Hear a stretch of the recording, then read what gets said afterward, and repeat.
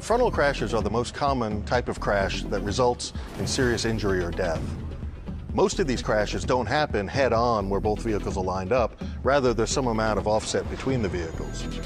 The Institute's two frontal tests help you evaluate how well your vehicle might protect you in these types of crashes. In our moderate overlap frontal crash, a vehicle strikes this barrier at 40 miles an hour with 40% of the vehicle's front end width lining up with the barrier. This section of the barrier is made out of aluminum honeycomb that crushes like a real car would in a crash, and it's mounted to a larger barrier that's 320,000 pounds of steel and reinforced concrete. The second type of crash we call a small overlap crash.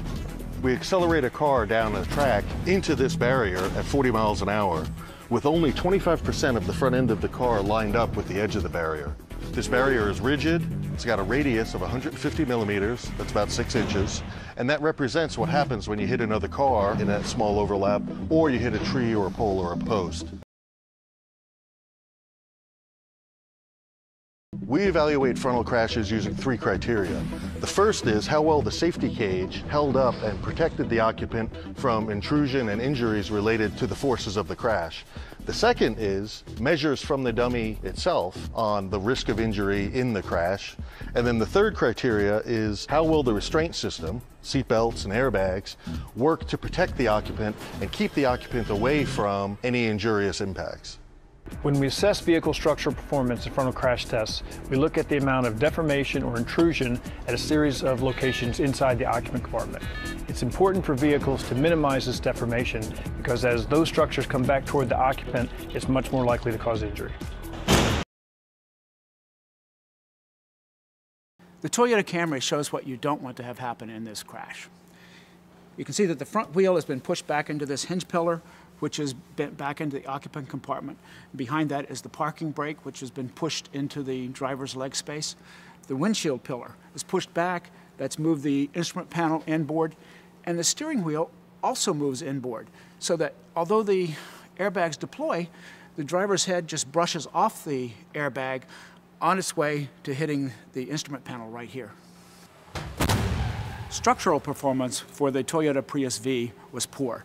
You can see that there was major intrusion back into the occupant compartment, and that contributed to high forces measured on the dummy's legs and feet.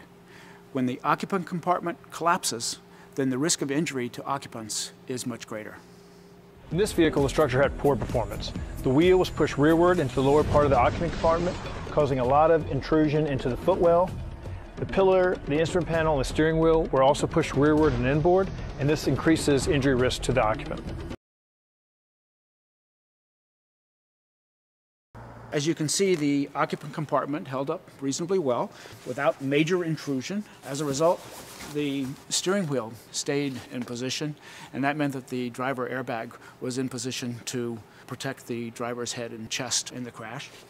Also, the airbag, the side curtain airbag, extends far enough forward to prevent the driver's head from striking hard structures inside the occupant compartment. Modern cars have structure in the front end that's intended to crush in the event of a crash and keep the damage from getting back to the occupant compartment. But in a small overlap crash, this structure can be bypassed. And in that case, the damage can often extend well into the occupant compartment unless the automaker has designed to prevent that. What we have here is a display dummy that's cut away so you can see all of the different sensors and components in the dummy. We have sensors in the head and the neck, the chest, the upper leg, the lower leg, and the foot, which all measure risk of injury. Today, in moderate overlap crashes, dummy injury measures tend to be low for all body regions. This is because vehicles are designed for this crash mode and restraint systems properly protect occupants from injury. In small overlap crashes, some vehicles do a good job of protecting the occupant inside. In other vehicles, we may see high risk of injury. This is because many manufacturers have not designed for this crash mode yet.